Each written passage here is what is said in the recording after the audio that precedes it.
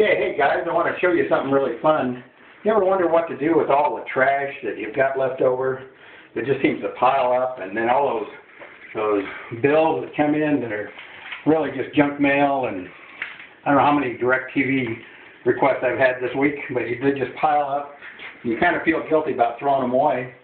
I met a man a few months ago named Russell Gehrke, and he wrote this book. It's called Recycling Projects for the Evil Genius. And I've been just having a ball with this, playing around. Let me show you one thing you can do real quick. He's got in here in his chapter about making Papercrete bricks. And the way you do that, first of all, guys, you got to do this when your wife's away. If she sees you getting out her good blender and her good pan, technically I actually went out and bought this nice little blender at Walmart for 21 bucks. This little pan here was like $6, and I found this perfect little crosscut shredder on Craigslist for $5. Anyway, so what you do is all throughout the week, you simply just take a look at your junk mail and shred it up. You go, oh wonderful, what a great offer this is. I think I'll pass on it. So you just kind of shred up the bills, goes in there, and you're done with it.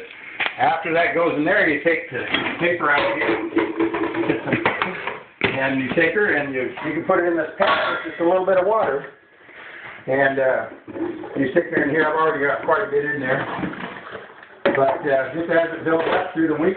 Sorry, I'm trying to get this thing back in the trash can while filming it. My son is the filming guy. So you just get this shredded paper, and it doesn't hurt to let it soak for 2, 3, 4 days. Or 30 seconds I've done. Just kind of get it down in there and let it kind of soak. And then after it soaks a bit, you can take it and put it in your blender and blend it up and actually makes paper pulp, which, we've all made as kids probably. And I found you don't want to put too much paper in there compared to the water, or it tends to gum up. But if you can have it to where there's quite a bit of water in there, and your paper pulp, and you just kind of make sure you put the lid on. I've done it without the lid a couple times. Blend it up.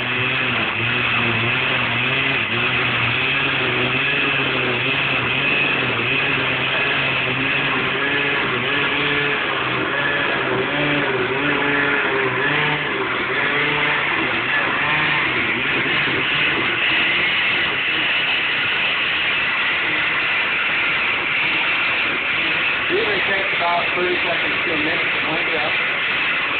You'll notice this when the fibers are small. Just about there, that's probably pretty good. Then you want to have I use a 5-gallon bucket and another little bucket and a strainer. And if you'll take this and just strain the water out, and here's your paper pulp. It pulps up. And while that's draining, you can pour it in here and get another one going. But I found for the bricks I'm making, takes about, a third to a half of this paper pulp. And once it drains out quite a bit, you can leave it a little bit wet. All right. Once it gets to there, you said it's like about halfway full, maybe a little less. That's actually going to make more than a brick. So you want to have an extra mold if you've got it. And also, if you don't quite get enough for your mold, you can real quick come in here and mix up. But you want to mix about 80% of your paper pulp, and you mix it with 20% of Portland cement. And I've got that out in the garage with the drill, so we'll go out there real quick to do that. And then I'll show you what we end up with.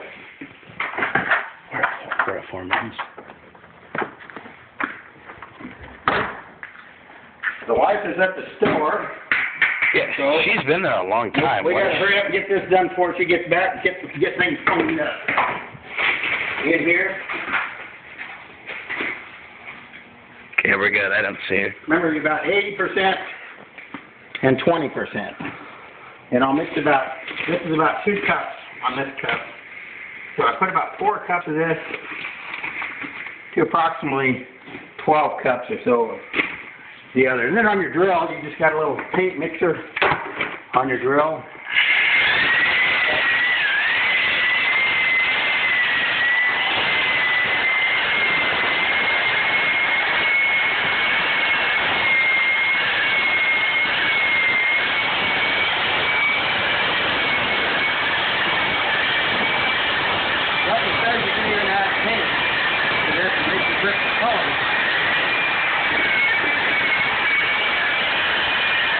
So you can see the idea and what we're going to end up with.